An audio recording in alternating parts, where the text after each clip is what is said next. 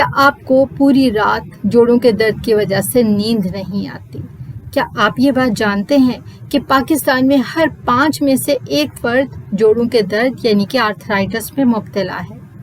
اور 2025 کی رپورٹ یہ کہتی ہے، ریسرچ یہ کہتی ہے آرتھرائٹس فاؤنڈیشن کے مطابق کہ اگر آپ اپنی ڈائٹ کو چینج کر لیں، کچھ ایسے کھانوں کو استعمال کریں اور کچھ کھانوں کو آپ اپنی ڈائٹ میں سے نکال دیں، تو تقریباً 30% تک آپ کا جو آرتھرائٹس کا درد ہے وہ سیٹل ہو جاتا ہے، یعنی کہ 30% تک وہ مینیج ہو جاتا ہے۔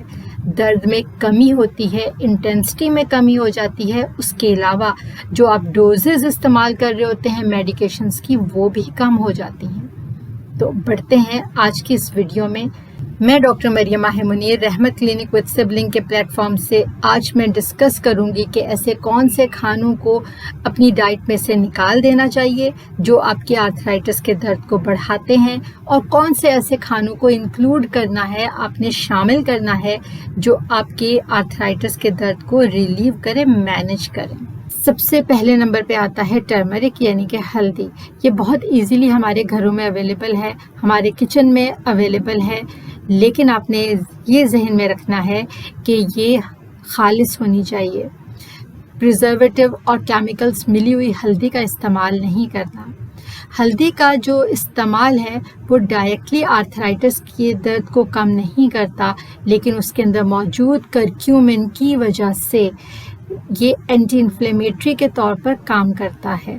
بہت سے پرو انفلیمیٹری سائٹوکائنز ہیں جن کو یہ کم کرتا ہے، سپریس کرتا ہے، اور انفلیمیشن کو یہ ڈیکریز کرتا ہے، جس کی وجہ سے جو سوزش ہوتی ہے جوڑوں میں وہ کم ہوتی ہے، درد میں کمی واقع ہوتی ہے۔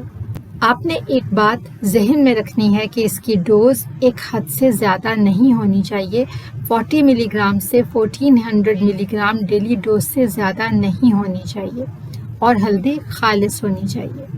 دوسرے نمبر پہ آ جاتا ہے جنجرول، جو کہ ادرک میں پایا جاتا ہے۔ یہ بھی اینٹی انفلیمیٹری کے طور پر کام کرتا ہے، اور اس کی ڈوز 1 ملی گرام سے زیادہ تجاوز نہیں کرنی چاہیے۔ یہ میں آپ کو ڈیلی ڈوز کے بارے میں بتا رہی ہوں۔ آپ کسی بھی طریقے سے اس کو استعمال کر سکتے ہیں۔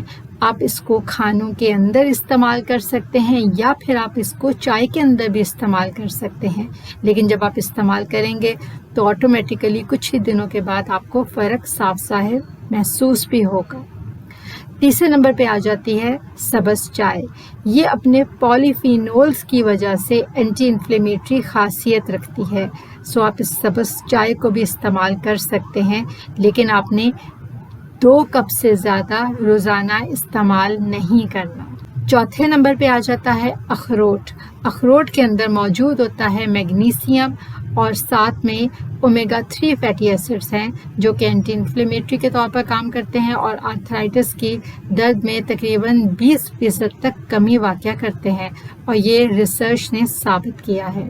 5ویں نمبر پہ مچھلی، جو کہ اپنے اومیگا 3 فیٹی ایسڈز کی موجودگی کی وجہ سے آرتھرائٹس کے لیے اینٹی انفلیمیٹری کے طور پر کام کرتی ہے۔ سو یہ ایسے 5 کھانے ہیں جو اگر آپ اپنی ڈائٹ میں استعمال کریں تو آپ بہت حد تک آرتھرائٹس کے درد میں کمی واقع کر سکتے ہیں، اور جتنی بھی آپ میڈیکیشنز لے رہے ہیں ان میں بھی کمی واقع ہوگی، وہ ڈوزز بھی کم ہو جائیں گے۔ پاکستان میں ہر 5 میں سے 1 فرد کو آرتھرائٹس کا مرض لاحق ہے۔ اگر میں مردوں کی بات کروں تو تقریباً اس میں 20% ریشو ہے، اور اگر میں خواتین کی بات کروں تو تقریباً 30% ہے۔ اس میں بہت سی وجوہات ہیں۔ آرتھرائٹس کی وجوہات کی بات کریں تو اس میں ایج، عمر، جینڈر آتی ہے، جینیٹکس آ جاتی ہیں، اور اس کے علاوہ کھانے آتے ہیں۔ پہلے میں نے آپ سے ذکر کیا کہ ڈائٹ کے اندر ہم کون سے کھانوں کو استعمال کریں کہ آرتھرائٹس کے اندر جو انفلیمیشن ہے وہ سیٹل ہو۔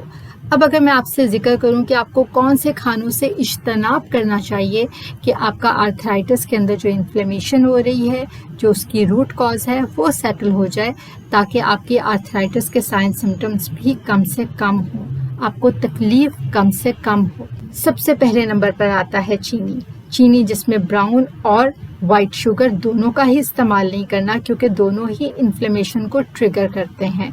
चीनी से बनी हुई मिठाइयाँ भी आपने इस्तेमाल नहीं करनी। दूसरे नंबर पर आता है आपने प्रोसेस्ड फूड्स का इस्तेमाल नहीं करना, क्योंकि उसमें ना सिर्फ प्रिजर्वेटिव्स होते हैं, केमिकल्स होते हैं, जबकि वो प्रोसेस्ड होते हैं, अनहेल्दी होते हैं। अनहेल्दी फैट की वजह से वो बॉडी में इन्फ्लेमेशन को ट्रिगर करते हैं।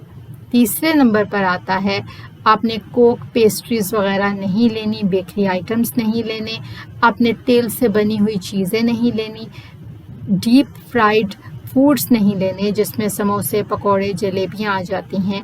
ये तमाम चीज़ें जो हैं ये आपके जो इन्फ्लेमेशन है उसको ट्रिगर करते हैं और आर्थराइटिस के जो साइन सिम्टम्स हैं उनको भी बहुत ज़्यादा कर देते हैं।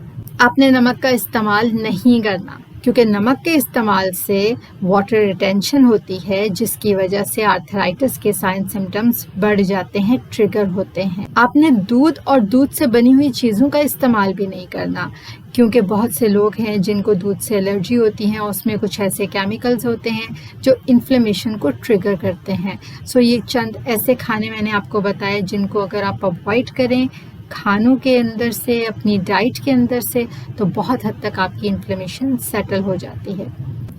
उम्मीद करती हूँ कि आज की वीडियो आपको अच्छी लगी होगी। इंशाल्लाह मिलते हैं अगली वीडियो में नए टॉपिक के साथ। अल्लाह ने के बाद।